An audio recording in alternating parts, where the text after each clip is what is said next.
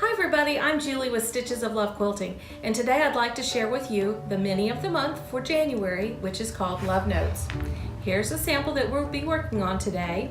The reason I designed this is I used to love Valentine's Day when I was a kid, because remember how you made those little shoe boxes and decorated them and everybody gave you little Valentines? Wasn't that so much fun?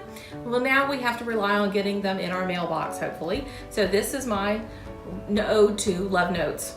So what you get in your kit, if you get the kit, is all of the pieces you need. The background, the backing, the batting, the borders, the binding.